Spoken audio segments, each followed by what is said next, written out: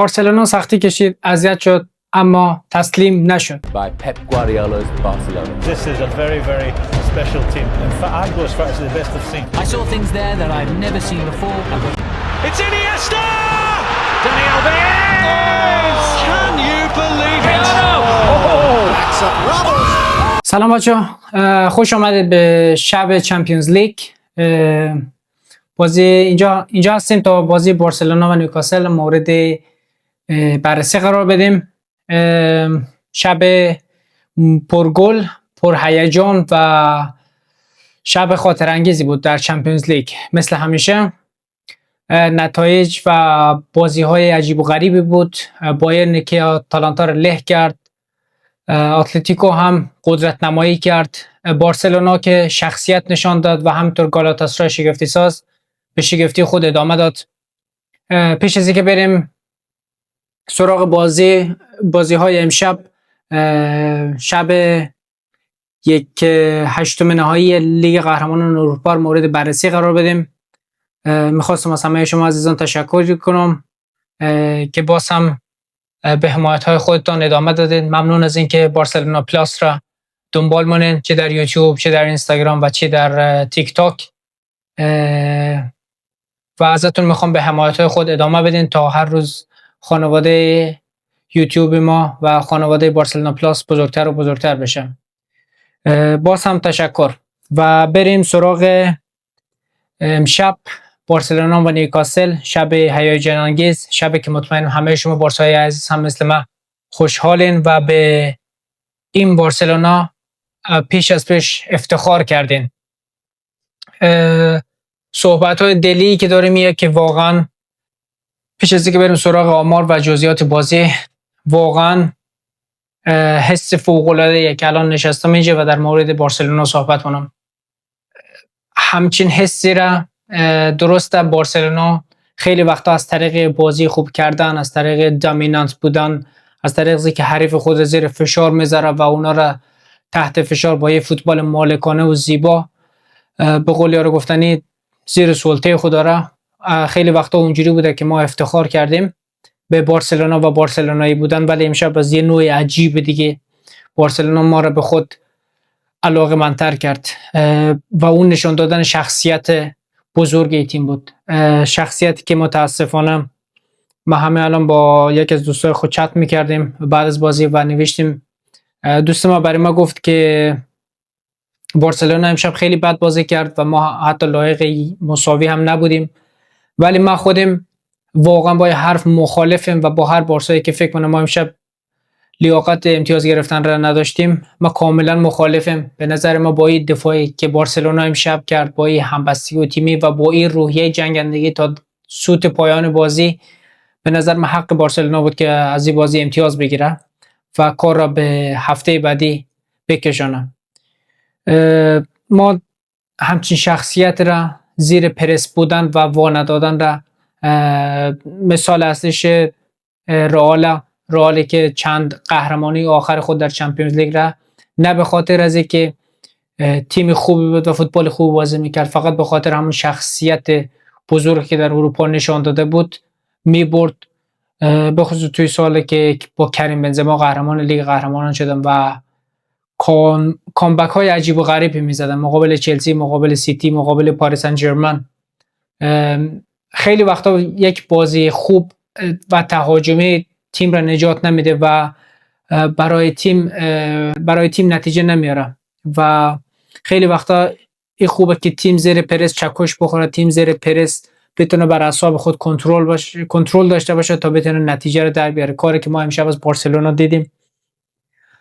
و ای کاش ما همچین ذهنیت را که ما امشب از بارسلونا دیدیم ما در دوران مسی میدیدیم که ما متاسفانه از روم کامبک خوردیم، از لیورپول کامبک خوردیم. اگر ما فقط کافی بود نصف از این منتالیتی یا نصف از این ذهنیت امشب را که تا آخرین دقیقه باید به جنگ میره، ما دو چند سال لیگ قهرمانان داشتیم، ما الان به جای اینکه مسی صاحب 4-5 لیگ قهرمانان باشه الان صاحب 8-9 لیگ قهرمانان بود. از این حرفا بگذریم و بریم سراغ انتقاد که من باید همین اول ویدیو انتقاد کنم وگرنه در طول مدت ویدیو نمیخوام مغز شما رو بخورم. و لعنت بر آراوخو که داشت دوباره امشب یک تنه تیم را و زحمات 10 نفر دیگه کادر فنی، خون دل خوردن هوادار، استرس خوردن هوادار، نمیفهم دیگه. خیلی وقتا حتی من خودم انقدر استرس گرفته بود که کف دستم همه جا اینجوری عرق میریخت. نزدیک بود یک تنه آراوخو دوباره همه اینا رو به باد بده. در بدترین حالت با اینکه مصدومین زیادی داشتیم، ما گاوی را نداشتیم، ما بالده، کونده، دیونگ نداشتیم، کریستیانسن را نداشتیم. از قبل هم کلا تیم بارسلونا از لحاظ بازیکن ضعیفه و با مصدوم شدن عجیب و غریب اریک گارسیا قبل بازی هم مجبور شد فلیک دیگه که آراوخو رو بذاره دفاع راست و آراوخویی که در کل مدت بازی خوب نبود و اصلا ذهنش هم به احتمال زیاد ذهن خود آراوخو به نتیجه رسیده که چه در بازی آسان چه در بازی حساس اصلا در حد قرار گرفتن در ترکیب بارسلونا دیگر نیست و امشب باز هم دوباره این را ثابت کرد.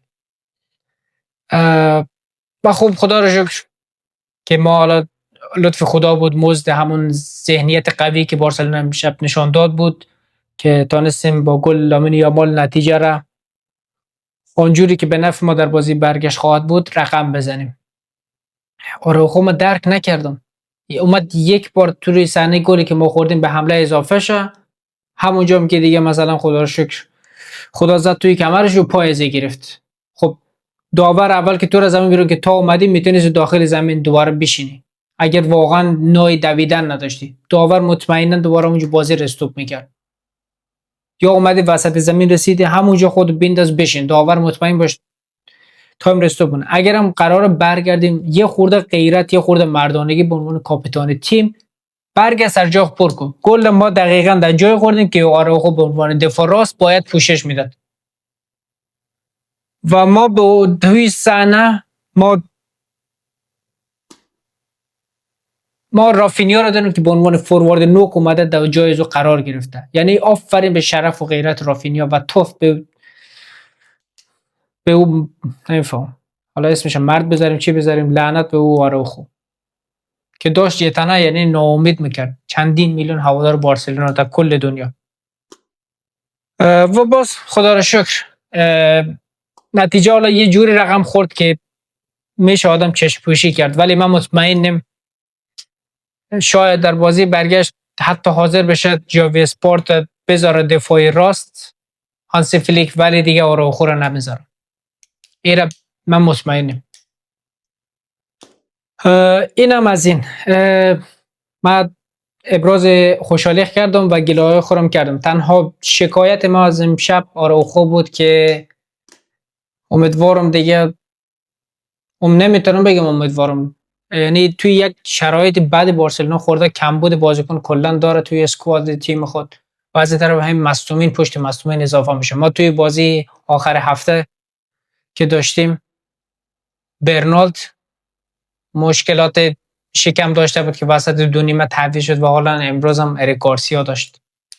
ما نمیفهمی که فشار تا چیز میاد یا اینا مسمومیت غذایی دارن یا فشار و استرس زیادی که دارن باعث میشه که اینا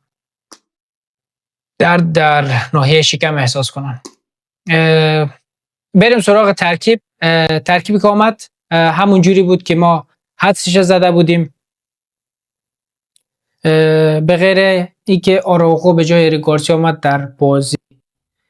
البته ما جوری ویدیوی پیش بازی نداشتیم متاسفانه به خاطر مشغولیت‌های درسی، کاری و دیگر مشغولیت‌ها، ولی خب حدس همه بود که اریک گارسیا دفاع راست استارت خواهد کرد، کوبارسی در دفاع آخر به همراه مارتین به علاوه کانسلو، خون گارسیا هم که مثل همیشه در درون دروازه و دست مریض به پسر که امشب باز هم چقدر خوب بود.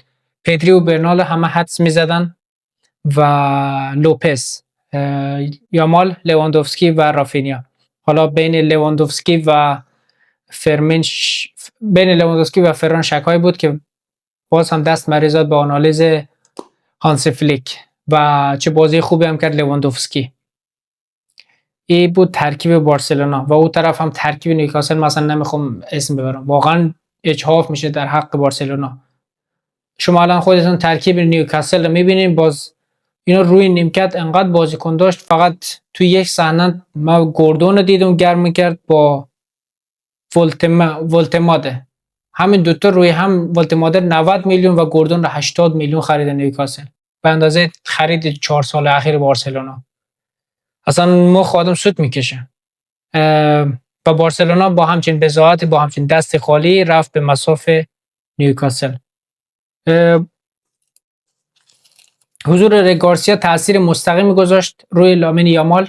لامین یامال در حمله قبل از او حالا یا کونده بود یا خود ریگارسیا بود، یا اورلپ میگرفت یا اندرلپ میگرفت یا کمکی میشد. حالا جدا از اینا روی بازی با پا وقتی ریگارسیا وای میساد خیال بارسلونا از بازی سازی از عقب راحت بود، تیم اونقدر راحت زیر پرس نمورد. ولی متاسفانه با آراوخو ما بازی سازی را از دفاع راست خود از دست دادیم، ما نفوذها را از دست دادیم، ما کمک به لامین یامال از دست دادیم و تنها در نقطه‌ای که امشب شاید تیم یک ذره بهتر بود از لحاظ سرزنی بود و بازی روی هوا بود که آراوخو کمی به تیم کمک کرده، وگرنه غیبت اریک گارسیا کلا به ضرر بارسلونا شده بود. همین ضعف آراوخو در بازی با پا باعث شده بود که کانسلو هم آنقدر جرأت نکنه توی زمین رو به جلو بره و کلا باعث شده بود که تیم خیلی راحت زیر پرس قرار بگیره. ترکیب دوتا تیم بود. تعویضیام دنی اولمو، مارکوس راشفورد، مارک کاسادو، ژاوی اسپارت و فران تورس آمدن برای بازی. برای تیم نیوکاسل هم لیورمنتو آمد، آنتونی گوردون، جیکوب مورفی و جوزف ویلوک. حضور لواندوفسکی هم توی این بازی واقعا به تیم کمک کرد. لواندوفسکی با اینکه قدش نسبت به برن دفاع آخر نیوکاسل کوتاه‌تر بود، ولی خیلی ضربات سر از روی سر از دفاع زد و خیلی جا هم خطا گرفت و هم تونست توپ را به هم تیمی خود برسانه و بارسلونا واقعا از لحاظ زیر پرس در بیاره. چیزی که ما واقعا نیاز داریم توی همچین بازی‌ها، یه دفاع، یه فوروارد نوک تنومند، کاربلد و سرزن که بتونه توپای هوایی رو پایین بیاره و بتونه ضربات سر اول بزنه که تیم از زیر پرس بالا بیاد. که لواندوفسکی با توجه به سن خود، با توجه به فرمی که امسال داشته، به نظر خود من واقعا توی بازی فوق العاده بود توی این امر. اما در اون طرف فرمین لوپز واقعا متاسفانه به خاطر ضعف بدنی که هر سه هافبک بارسلونا داشتن، فرمین لوپز از جریان بازی پرت شده بود امشب به طور کامل. توی خیلی صحنه خودتون هم دقت کردیم وقتی برای پرس میرفت، مثلا در جان جوالینتون اگر خم میشد، یعنی از کمر جوالینتون هم پایین تر بود و واقعا از لحاظ فیزیکی امشب واقعا تیم نیوکاسل 100% به بارسلونا چربید. شروع بازی رو داشتیم و قبل از بازی هم من توی اینستاگرام پست مونده بودم که لامین یامال، کاسادو و جرارد مارتین اگر در بازی امشب کارت زرد میگرفتن، بازی برگشت از دست داده بودن. در شروع بازی ما دیدیم که لیویس هال دفاعچه بود که از منچستر سیتی به نیوکاسل منتقل شد و در حفظ توپ، در دریبل کردن واقعا موفق نشون داد. توی صحنه‌ای که لامین یامال رفت یک پرس کوچیکی بکنه و آراوخو هم به قول یارو گفتن نفر دوم برای پرس خیلی راحت جا موند و بعد از اون لامین یامال در یک دو صحنه از لوئیس هال دریبل خورد و خطا کرد و همونجور دیدین که تاثیر و فشار هواداران نیوکاسل چقدر روی داور شدید بود که لامین یامال کارت بگیره و همین ذهنیت باعث شده بود بازیکن مثل لامین یامال جدا از اینکه از طرف هافبک خود، از طرف فرمین لوپز، از طرف آراوخو هیچ کمکی نمیگرفت، همین ذهنیت اینکه اگر کارت زرد بگیره بازی برگشت نیست باعث شده بود که کل بازی از بازیکن، یعنی به قول یارو کل بازی لامین یامال افت کنه. ولی در عوض جرارد مارتین داشتیم که با جون دل بازی کرد، اصلا این ذهنیت روش تأثیر نگذاشته بود و فوق العاده بود. خدا رو شکر که هیچ کدوم از این سه تا بازیکن کارت زرد نگرفت و ما واقعا از قبل به اندازه کافی محروم مصدوم داریم که اصلا اگر اینا هم خدا نکرده محروم بشن برای بازی برگشت، یعنی دیگه من جای هانس فلیک بودم میگفتم بازی رو 3-0 بدی بیا بریم پی کارمون. یعنی آفرین. این مسئله واقعا روی بازی لامین یامال به نظر من به شخص خیلی تاثیر گذاشته بود. در ویدیوی پیش بازی هم، ویدیویی که حالا ویدیو کوتاهی گذاشته بودم پیش بازی نیوکاسل و بارسلونا، گفتم جو سنگین سنت جیمز پارک واقعا وحشتناکه. واقعا امشب وحشتناک بود. گفتم که نه، هواداران نیوکاسل 90 دقیقه تشویق مونن و اینا از 90 دقیقه بیشتر تشویق کردن. یعنی ای کاش که حالا خبرهاش هم است که بارسلونا فاز سیوان را همین امروز فردا قرار بگیره تا مجوز 62000 نفر صادر بشه، ما بتونیم 62000 نفر برای بازی برگشت مقابل نیوکاسل داشته باشیم. امیدوارم همین هفته مقابل سویا مجوزش بگیریم و اگر نشد تا هفته بعدی مقابل نیوکاسل در بازی برگشت حتما بگیریم. خیلی خبرها موجود از داخل ورزشگاه که مجوزها هم، یعنی مدارک، همه چیز درست شده ولی شهرداری بارسلونا نمیخواد مجوز صادر کنه. امیدوارم ما همچین جوی که امشب در سنت جیمز پارک دیدیم هفته بعدی مقابل نیوکاسل ما در کمپ نو ببینیم. 15 دقیقه ابتدایی بازی فشار وحشتناک هواداران، فشار وحشتناک و پرس خیلی سنگین نیوکاسل رو داشتیم. نیوکاسل در 5 دقیقه ابتدایی 4 کرنر به دست آورد. نیوکاسل از لحاظ قدی بلندترین، یعنی بهترین آمار رو داره شاید در تیم های چمپیونز لیگ. حالا ما دقیقاً این رو خودم سرچ نکردم یا ندیدم و یا مطمئن نیستم، ولی به احتمال زیاد همه ایتون دیدین 3 تا 4 تا بازیکن بالای 2 متر این تیم حضور داره و اینکه بارسلونا تونست در 5 دقیقه ابتدایی از 3 کرنر خود از کرنر نیوکاسل جام به در ببره، واقعا آفرین. بعد از 15 دقیقه فشار نیوکاسل کمی افت کرد، ولی خب نیوکاسل اونقدر حمایت هواداران خود داشت، اونقدر نیمکتش قوی بود که میتونست و به خود جرأت میداد که 90 دقیقه پرس کنه. بارسلونا کمی تونست از فشار نیوکاسل کم کنه، ولی نیوکاسل میدین هر موقع که اراده میکردن میومدن پرس بالا میزدن و در اومدن از این پرس، یعنی امشب اگر پدری نبود که چند تا خطای بگیره، اگر پدری نبود که یا خود بازی رو آرام کنه و بتونه دریبل کنه، امشب نمیدونم چی میتونه سر بارسلونا بیاد. خب خدا رو شکر بارسلونا 15 دقیقه ابتدایی که معمولا تیم ها در خانه خود، یعنی اوج فشارشان تونست به خوبی مدیریت کنه، نه آنچنان موقعیتی داد، نه آنچنان یعنی مشکل پیش آمد برش.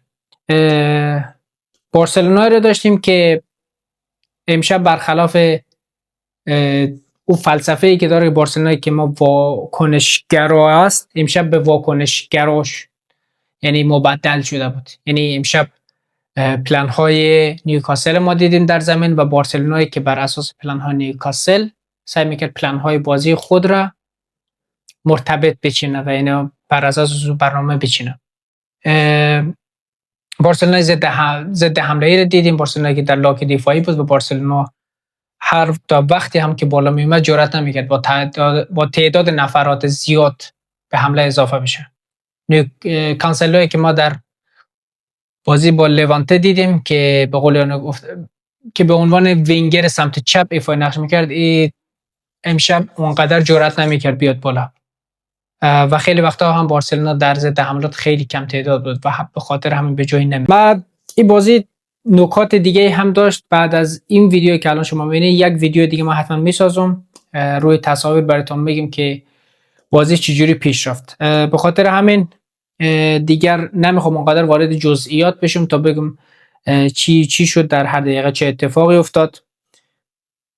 با بارسلونا دیدیم که واقعا میتونست امشب فشار نیوکاسل خیلی خوب با بسته به نفراتی که در ترکیب داره مدیریت کنه. نیمه اول به پایان رسید. نیمه دوم رو داشتیم، بارسلونا رو داشتیم که باز هم مدارا میکرد، آنچنان به آب و آتش نمیزد، یعنی ریسک نمیکرد. همچین بازی هایی به نظر من که وقتی قدرت تیمت با حریف برابره و یا حتی بعضی جاها قدرت حریف بر تو میچربه، این بازی هایی که اشتباه نباید بکنی. اگر توی این بازی ها اشتباه بکنی ممکنه مجازات بشی و 100% هم مجازات میشی. ما روی گلی که خوردیم، یعنی غفلت آرا خود توی یک صحنه باعث شد که ما گل بخوریم و یا مثلا سهلنگاری مدافع نیوکاسل که ما باعث شد بارسلونا پنالتی بگیره. توی این بازی ها اگر خیلی وقت واقعا اینجوری یک تیم باز گفتم نمیتونه موقعیت درست کنه، باید منتظر اشتباه تیم حریف باشه. که خدا رو شکر ما تا اینکه گل اول بخوریم ما هیچ اشتباهی ندیدیم از دفاع بارسلونا. یعنی امشب کوبارسی و جرارد مارتین 10 از 10 بودن، واقعا سربلند کردن، به خصوص مارتینی که همه ما چی از بازیش گرفته تو قیافش مسخرمون، امشب 10 از 10 بود. نه روی هوا باج داد، نه روی زمین باج داد، بازی سازیش عالی بود، نه اصلا زیر استرس و فشار قرار گرفت که یعنی اون بازی رو که داره از دست نداد. یعنی آفرین به کوبارسی و مارتین. یعنی بازم به فکر کنین کوبارسی 18 سالشه فقط توی همچین جو سنت جیمز پارک انقدر خوب بازی کرده میشه و مارتین 23 سالشه. یعنی 100 آفرین به دوتا. تعویض پدری و لواندوفسکی بود کمی جلوتر در بازی. با آمدن راشفورد و اولمو رافینیا رو داشتیم که رفت فوروارد نوک بازی کرد. خیلی همون ایده که چندین هفته هم خودم در ویدیو گفتم، هم چیز که ما اگر بشه راشفورد و یا رافینیا در فوروارد نوک امتحان کنیم، که البته چند تا حرکت زیبا هم کرد. رافینیایی که میرفت پشت مدافع قرار میگرفت، آروم آروم میومد بازی سازی میکرد، به عنوان نوع کاذب بازی میکرد، نوعی که رافینیا که به عنوان فالس ناین بود و میومد تا دفاعهای آخر با خود بالا بیاره و پاس بده به گوشه ها. توی حرکتی که زیبای انجام کرد بعدن انجام داد با مارکوس راشفورد، دیدیم که مارکوس راشفورد رفت روی شوت. البته میتونست تصمیمات بهتری بگیره، ولی خب پوینت منیه که چرا نه، ما باید بتونیم رافینیا رو بیشتر به عنوان فالس ناین توی ازی فصل و در ادامه فصل استفاده کنیم. اولمو آمد به جای پدری که دیگه بریده بود و 100 آفرین. یعنی درود به شرف هانسی فلیک که به خاطر نتیجه حاضر نیه بازیکن رو و سلامتی بازیکن رو به خطر بندازه. پدری که نه خیلی وقت نمیشه از مصونیت برگشته، واقعا در توانش نبود که میشه مقابل تیم قول نیوکاسل 90 دقیقه را تمام کنه. تصمیم واقعا هوشمندانه بود، تصمیم واقعا عقلانی بود پدری برای بازی آخر هفته با سویا و همچنین بازی برگشت برای نیوکاسل. خوب شد به نظر من استراحت کرد. اولمو آمد، اولمو بازی خوبی انجام داد و با گرفتن پنالتی امشب شد ناجی بارسلونا. مارکوس راشفورد آمد به عنوان وینگ چپ بازی کرد،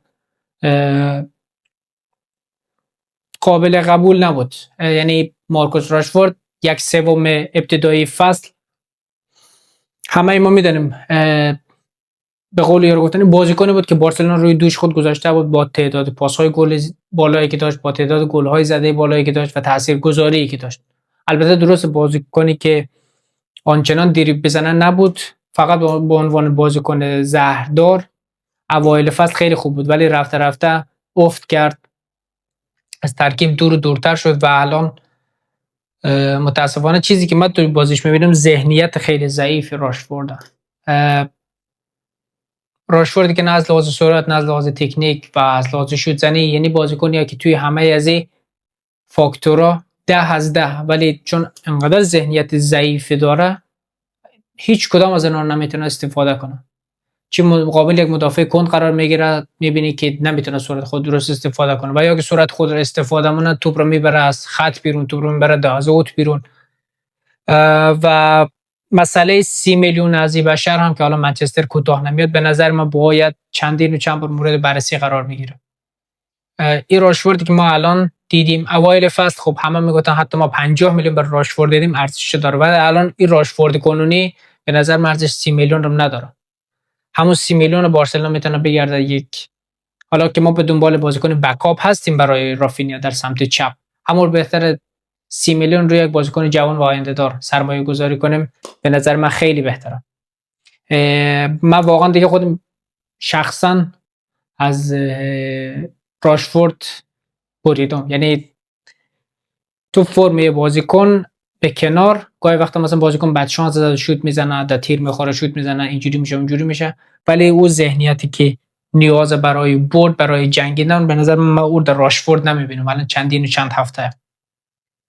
حالا بگذاریم از راشفورد زیاد انتقاد کردیم، بعد از تعویض اینا چند دقیقه بعد مارک برنال را دیدیم که احساس مصدومیت کرد.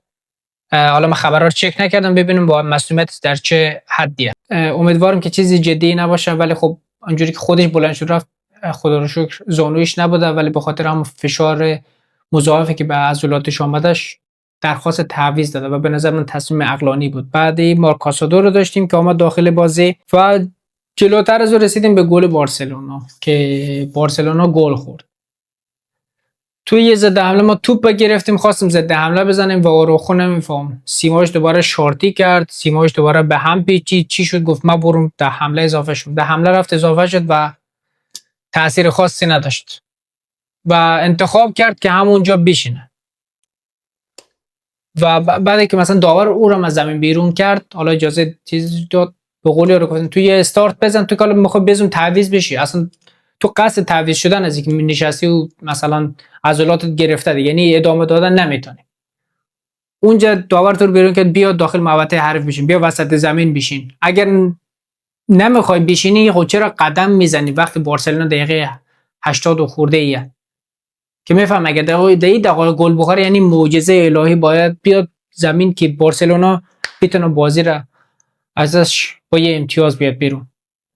نه آراوخو دیگه مثل همیشه نمیفهم فکرش توی کجا کار مونه. باز آمد قدم قدم قدم قدم قدم زد، آخر پشت محوطه رسید ولی حاضر نشد داخل محوطه بیاد. به عنوان مثلا بلند قدترین بازیکن بارسلونا بعد از خوان گارسیا حاضر نشد بیاد یک سر بزن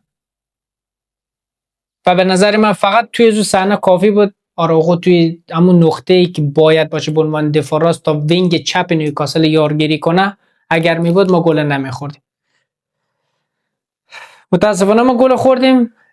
من که واقعا امشب خودم به برد بارسلونا خیلی باور داشتم، بعد از اینکه بارسلونا گل خورد واقعا دیگه خودم تسلیم شدم، یعنی از درون یه جور فرو ریختم دیگه، گفتم دیگه خلاص دیگه ما امشب باختیم. ولی خب از باور من به بارسلونا که در شخصیت و ایمان خود بارسلونا، ایمان خود بازیکن‌های بارسلونا، ایمان هانز فلیک به این تیم و به برگشتن قوی تر بود و خدا رو شکر ما با یک کار فوق‌العاده دنی اولمو که مرا یاد مسی انداخت، مسی که حرکت بدن میکرد از اینور با حرکت بدن نفرادری میکرد. عجب اولمویی که باز هم 100 بار گفتم و باز هم میگم توی فضاهای کوچیک خدای برای خود تقریبا میشه کپی مسی که نه البته یه چیزهای نشان میده که ما توی مسی دیده بودیم با حرکت‌های بدن خود، با تچ‌های ریز خود فوق‌العاده بود و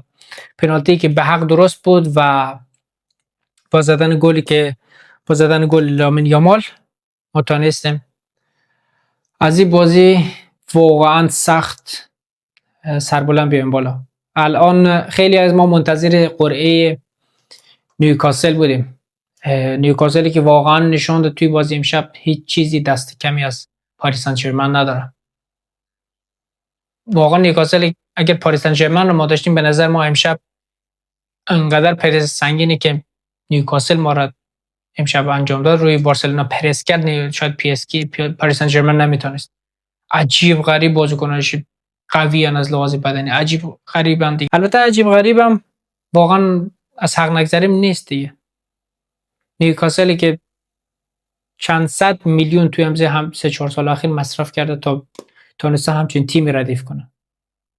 ولی خب امشب باز هم همون داستان چیز شد، بحث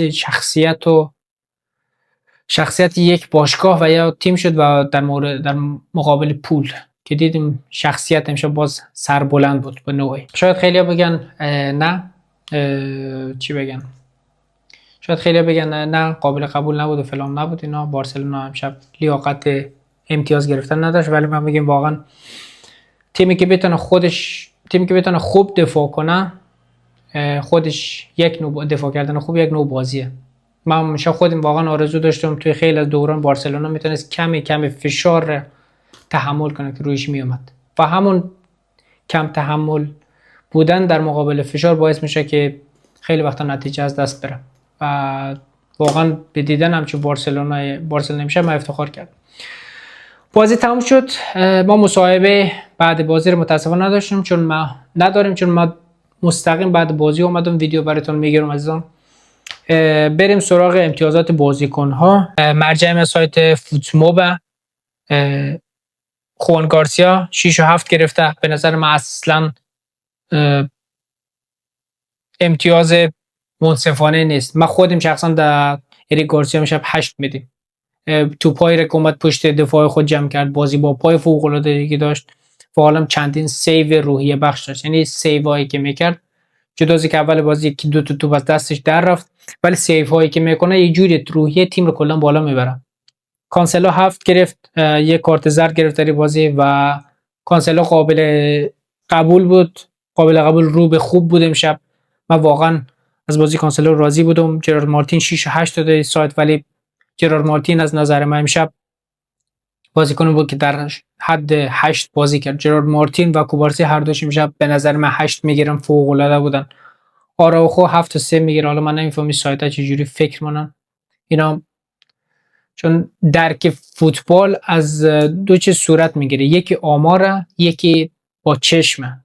تو با این دوتا میتونی آمار و یک بازیکن رو درک کنی و آراوخوی که من امشب از اینا رو از لحاظ چشمی امشب درک کنم و فوتبالشون اینجا الان نشستم مورد آنالیز قرار میدم. به نظر من آراوخو امشب در حد 6 هم نبود و به خاطر که گلی را که ما خوردیم تقصیر آراوخو، ما بازیکن رو 5 میدیم امشب و به نظر من آراوخو امشب بدترین بازیکن بارسلونا بود.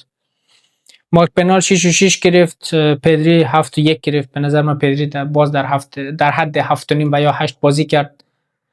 فرمین لوپز 7 و 4 گرفت، رافینیا 7 و 4 گرفت، لامین یامال 7 و 6 گرفت و لواندوفسکی را سایت 5 و 9 دادن. لواندوفسکی که یه موقعیت خوب البته خراب کرد، حالا نمیگیم خراب کرد، یعنی موقعیتی که زد از بغل دروازه بیرون رفت. حالا هر کسی دیگه این بود همین نمیزد. ما اون طرف مورفی رو دیدیم که پاس توی عرضی که من تقریبا جلوش خالی بود، توی بهترین حالت زد توی آسمان. من از لواندوفسکی راضی بودم. به نظر لواندوفسکی امشب 6.5 تا 7 امتیاز میگیره. توی هافبک بارسلونا حالا فرمین لوپز امتیاز بالا گرفته. من درک نمونم چرا. فرمین لوپزی که توی بیشتر دقایق بازی از جریان بازی بیرون بود. و اما توی تعویضی بارسلونا دنی اولمو 6.5 گرفته. دنی اولمو به نظر من با خاطر پنالتی گرفت از 7 میتونه بیشتر بگیره. بازی سازی خوبی کرد، جای پدری رو آنطور که باید شاید تانست توی بازی پر کنه. مارکوس راشفورد هم خودم هم ازش راضی نبودم. 6 میتونه برایش خوب باشه. کاسادو 6 و 4 گرفت. کاسادو هم آمد جنگید، توپ برید و با غیرت بود امشب. شاوی اسپورت فرانتورس هم امتیازی نگرفتم به خاطر اینکه دقایق خیلی کمی توی بازی بودن. این هم از بازی.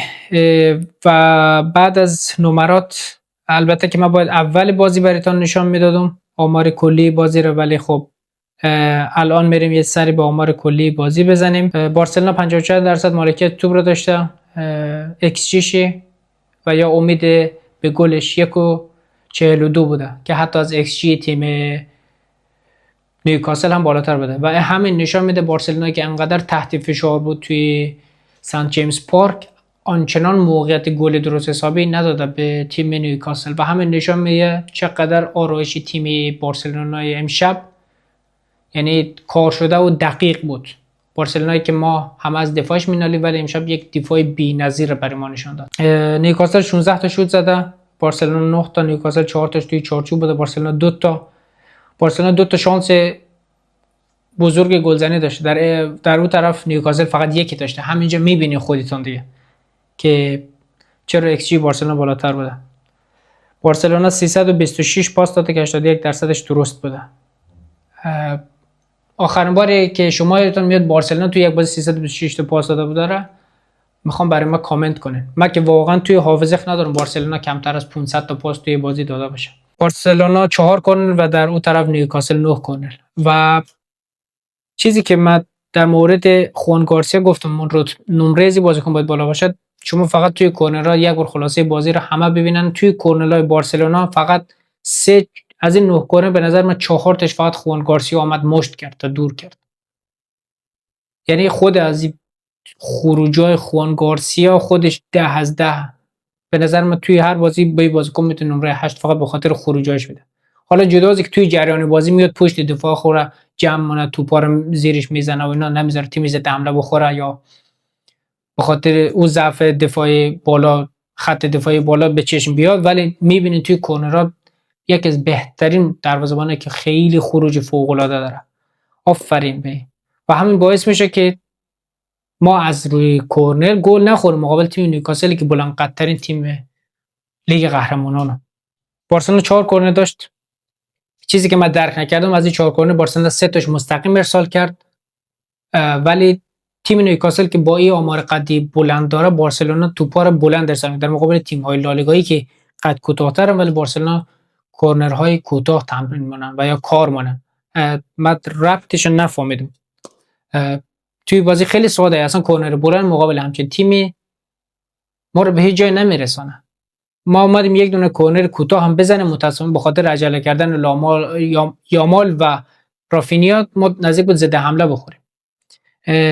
توی کورنرها بارسلونا میتونه خیلی بهتر کار کنه و توی عکس‌ها میبینین بقیه آمارهای بازی را از شوت گرفته تا موقعیت‌های گل تا حالت دفاعی و پاس‌های دو تیم، دوئل‌های دو تیم و غیره و غیره. در آخر کار فقط کانسلو بود از بارسلونا کارت زرد گرفت و برای تیم نیوکاسل هم 2 نفر کارت زرد گرفتن. توی آمارهای دوئل اگر دقت کنین بارسلونا 62 تا دوئل برده توی این بازی، با اینکه تیم از لحاظ فیزیکی مراتب ضعیفتری بود.